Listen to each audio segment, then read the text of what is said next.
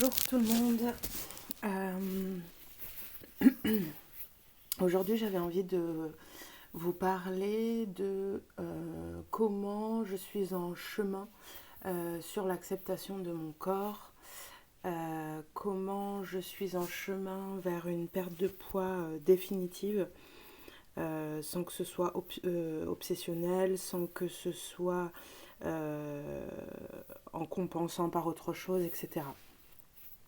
Donc tout commence il y a bien longtemps, à l'époque où j'accompagnais ma maman à ses réunions Wet Wet Share quand j'étais petite, quand j'accompagnais ma maman à ses séances de sport en club de sport, quand elle avait commandé la dernière ceinture sur M6 Boutique qui permettait de maigrir en étant assis devant la télé.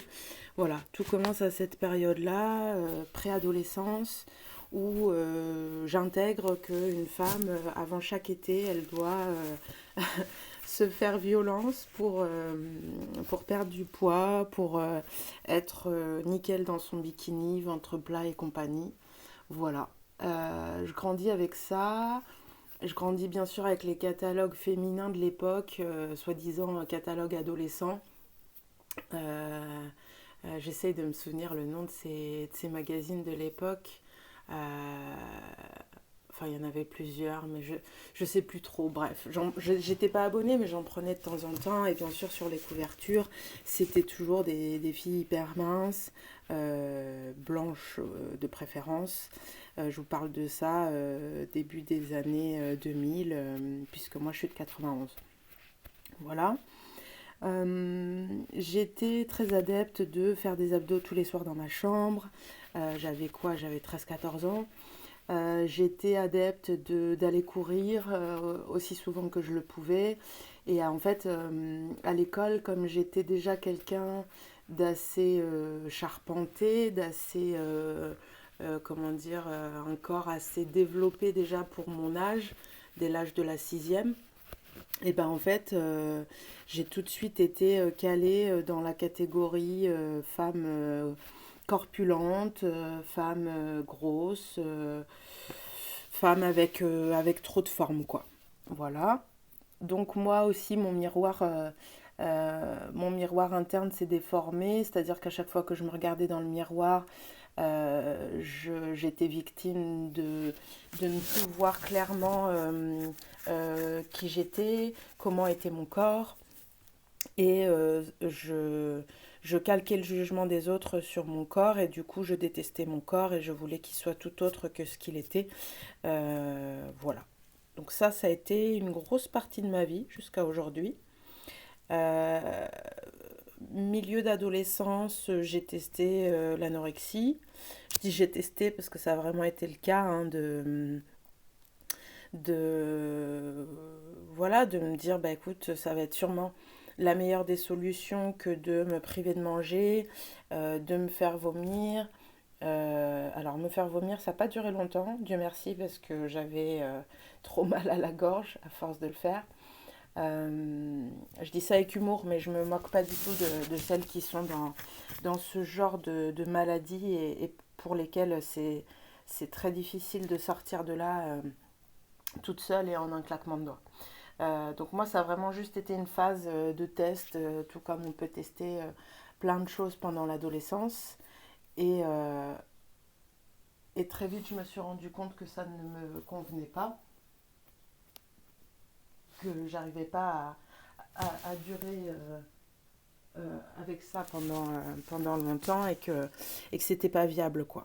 Donc après, ça a été le moment yo-yo. Donc je prenais du poids, je prenais allez, entre 4 et 5 kilos quand je faisais pas attention et que je compensais pas mal de choses avec la nourriture. Je compensais mes émotions négatives, mes émotions compliquées. Je compensais la fatigue. Je compensais ma dépendance affective avec les amis ou avec le conjoint. Quand ça marchait pas bien, eh bien, je me rabattais sur du réconfort au niveau de la nourriture. Alors, j'avais pas des grosses crises comme pour les boulimiques où d'un seul coup je vais avaler plein de gâteaux ou je sais pas quoi. C'était vraiment genre étalé sur la durée et je me rendais pas compte en fait que je prenais du poids. Et aussi il y avait ce truc avec l'effet yo-yo là de perdre du poids à des moments où j'allais me priver ou faire super attention et du coup forcément les moments où j'allais plus faire attention bah, mon corps compensait de ouf et c'est là que je prenais le plus de poids. Donc ça a été on va dire la période yo-yo. J'ai dû la faire on va dire de mes je vais dire mes 15 16 ans jusqu'à mes 26 27 ans à peu près. À partir de là, j'ai croisé, enfin même un peu plus tôt, on va dire, allez, jusqu'à mes 25 ans, la période yo-yo. Et à partir de là, je vais commencer à croiser tout ce qui est de la catégorie rééquilibrage alimentaire et aussi tout ce qui est jeûne ou monodiète. Donc à la base, je me tourne vers ça pour perdre du poids.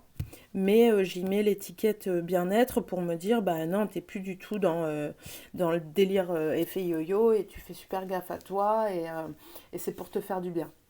Donc je vais faire des jeûnes, je vais faire des monodiètes de raisin pendant tous les ans, pendant entre une semaine, 15 jours, voilà. Forcément, je vais perdre du poids sur ces périodes-là.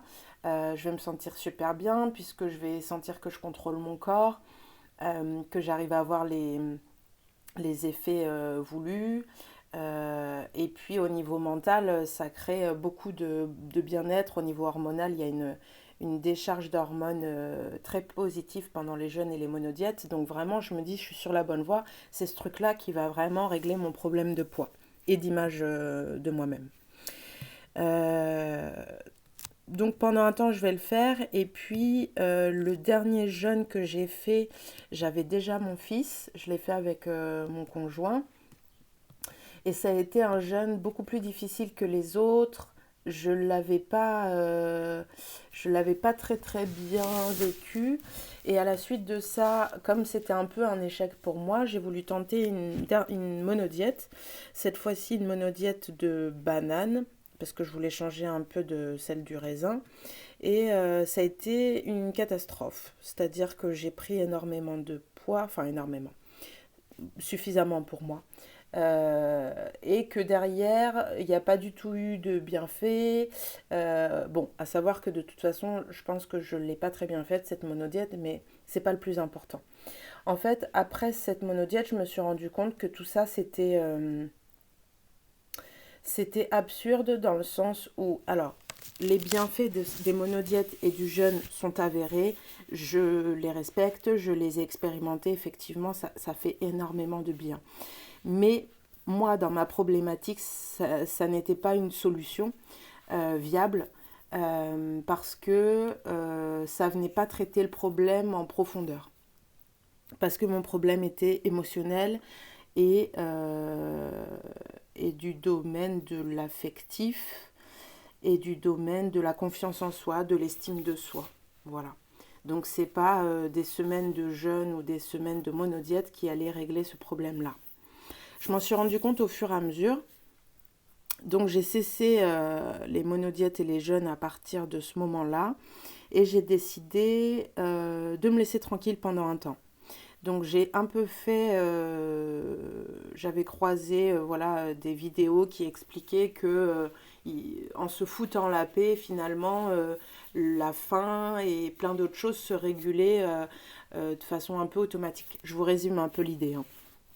Donc c'est ce que j'ai fait pendant un temps, je me suis un peu foutu la paix, j'ai mangé comme j'en avais envie, quand j'en avais envie, etc. Ça a été bénéfique dans le sens où j'ai commencé à lâcher petit à petit le contrôle que j'avais mis sur mon alimentation, mon rapport à l'alimentation, et qui me bousillait tous mes signaux naturels de satiété, tout mon, tout le plaisir de manger, etc. Donc ça a été un premier pas. Deuxième pas, il n'y a pas très longtemps de ça, il y a 1 ou 2 ans, je tombe sur un rééquilibrage alimentaire, mais pas comme les autres, qui est en ligne, qui s'appelle Line Coaching, qui est pas très connu, je pense.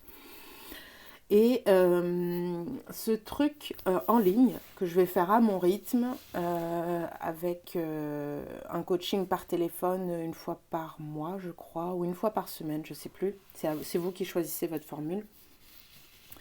Avec une diététicienne au téléphone, et qui est aussi formée en thérapie cognitive, psychologique cognitive, va me permettre de faire les choses hyper lentement. Il y a beaucoup de journaling à faire, donc en fait, vous allez pouvoir complètement rentrer en introspection par rapport à votre relation à la nourriture et plus que ça encore.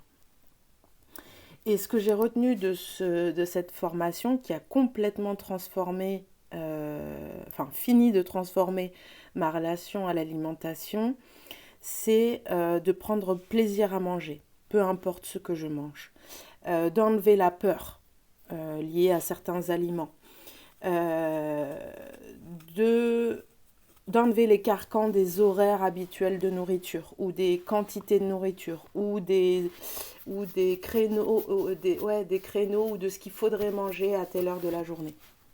Donc ça a été génial, j'ai pu envoyer vraiment balader ce truc-là. Euh, le côté aussi nourriture sociale, quand vous êtes au resto ou que vous partagez un repas avec un ami, votre conjoint, votre famille, votre enfant, etc. Savoir rester en lien avec vous au moment du repas et ne pas vous laisser happer par le contexte social et perdre votre connexion à vous-même au moment où vous êtes en train de manger. Savoir gérer ses émotions, ou en tout cas les appréhender, pour ne pas les mélanger avec des compulsions alimentaires ou des restrictions alimentaires. Qu'est-ce que ça m'a permis de voir aussi? Permis d'apprendre la différence entre le signal de satiété et le sentiment d'être rassasié. Ça a été incroyable pour moi parce que je culpabilisais énormément de me dire mais là ça y est, j'ai plus faim, je suis à satiété, mais j'ai encore envie de manger. Et en fait, elle est là la différence, c'est que cette envie de manger, elle peut continuer après le truc de satiété. Et si on apprend à écouter ce truc-là, et bah, au fur et à mesure, vous apprendrez à vous sentir rassasié, quand bien même le signal de satiété est déjà passé, sans culpabiliser, en se disant que c'est normal et et qu'il n'y a pas besoin d'en faire tout un foin, quoi. Et c'est aussi cette charge de culpabilité qui me faisait prendre du poids à chaque fois que je mangeais des choses plaisir, etc., que j'avais l'impression d'en manger en trop grosse quantité.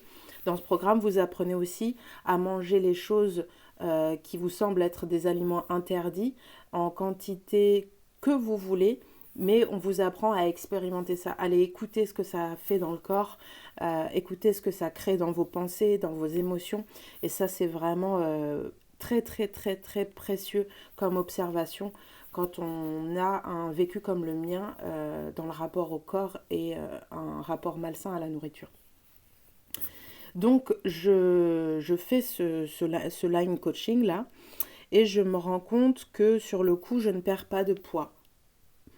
Mais ce que je vais gagner après ce coaching est 10 fois plus précieux qu'une perte de poids qui se serait fait là sur les quelques mois où j'ai fait la formation en ligne. Donc je laisse tomber cet objectif et je me focalise sur le changement de pensée, le changement de mindset au niveau de la nourriture. Je sens que le truc il est bien ancré à l'intérieur de moi, que je l'ai bien récupéré dans l'intérieur de moi et que j'arrive à le recréer dans ma vie au quotidien, même encore aujourd'hui, parce que c'est devenu une philosophie de vie et que j'y ai trouvé du sens et que du coup ça m'a parlé et que du coup je le pratique sans y faire attention parce que c'est devenu normal. Voilà. Et du coup, En ayant complètement lâché cet objectif de perdre du poids, parallèlement, il y a eu aussi une phase où j'ai décidé de me foutre la paix sur la taille 36-38, sur le poids qui avait dépassé les 70 kilos alors que je fais qu'1 m 63, sur le manque de sport parce qu'à un moment donné je bossais trop et que si j'allais faire en plus du sport, et ben, j'allais m'épuiser. Voilà, j'ai décidé de me foutre la paix et d'écouter mon corps, mes envies et d'essayer d'y aller avec douceur, d'être un peu ma meilleure amie à ce niveau-là. Donc ça s'est pas fait du jour au lendemain, ça s'est fait très progressivement et je me suis rendu compte qu'à partir de ce moment-là, j'ai commencé à perdre du poids. Mais vraiment tout petit, tout petit. Je perdais 1 kilo par mois, quelque chose comme ça, voire 1 kilo tous les 1 mois et demi, 2 mois. Et là, actuellement, je suis toujours sur ce rythme de croisière-là. Je surveille quasiment plus mon poids. Je me pèse peut-être une fois par mois, quelque chose comme ça. Mais surtout, je m'en rends compte dans mes vêtements, en fait, parce que j'ai viré donc toute ma garde-robe. J'ai racheté des choses en taille supérieure pour ne plus me serrer, pour ne plus me sentir serrée dans mes vêtements et sentir que j'étais trop grosse. Forcément, en fait, c'est un cercle vicieux. Tu crois, te diras, c'est trop chouette, je rentre dans ma taille 38 si j'arrive à m'allonger et à serrer les cuisses. Et en fait, t'es toute boudinée dans ton machin, c'est pas confortable, ça te rappelle à chaque instant que en fait, tu fais pas une vraie taille 38 et c'est l'horreur. Donc, à un moment donné, j'ai sauté le pas là de prendre des tailles supérieures, de me sentir confortable dans mes vêtements, sexy, sensuelle, bien, mais confortable dans mes vêtements.